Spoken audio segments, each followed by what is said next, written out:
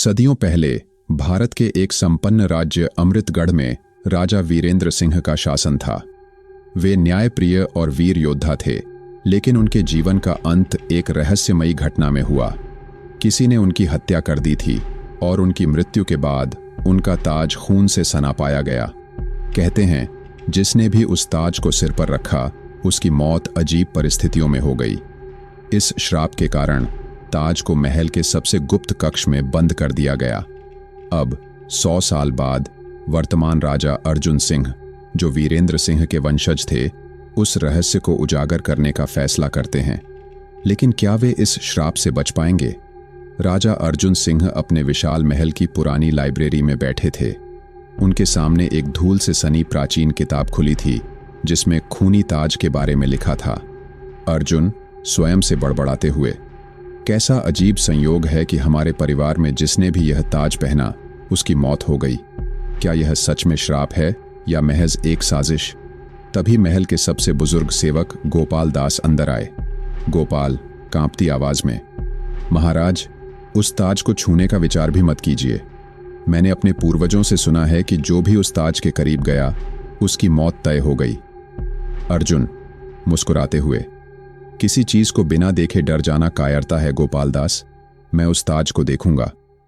महल के एक पुराने हिस्से में अर्जुन सिंह और उनके कुछ विश्वासपात्र सैनिक पहुंचे। यह हिस्सा वर्षों से बंद था। जैसे ही दरवाजा खुला, अंदर धूल और नमी की गंध थी।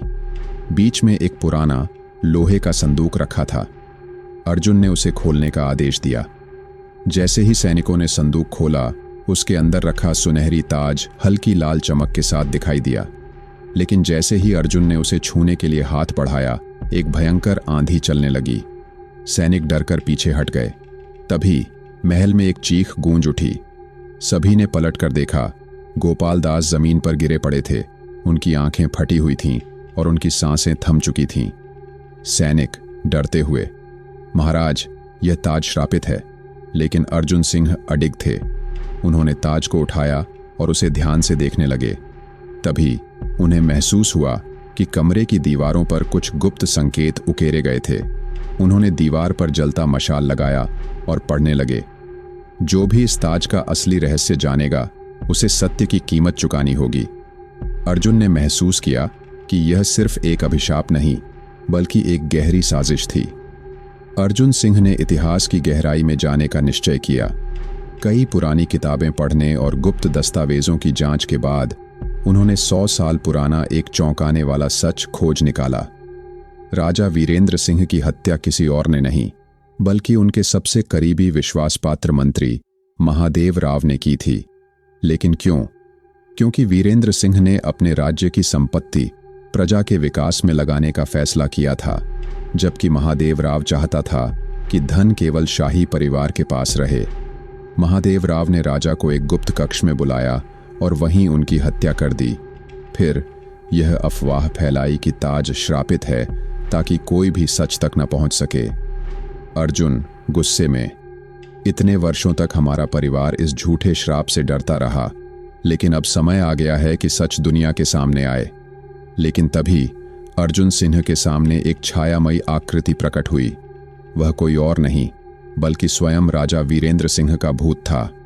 अर्जुन, तुमने सत्य जान लिया है, लेकिन जो सत्य तक पहुंचता है, उसे इसकी कीमत चुकानी पड़ती है। अचानक ताज से एक तेज रोशनी निकली और अर्जुन सिंह जोर से चिल्लाए। अगली सुबह सैनिकों ने अर्जुन सिंह को महल के पुराने कक्ष में बेहोश पाया, लेकिन अब उनके हाथ में वह ताज नहीं था। उन्होंने जब दीवार पर देखा, तो वहां एक नया शिलालेख उभर आया था।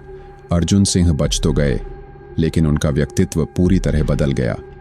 वे पहले से अधिक गंभीर और चिंतनशील हो गए।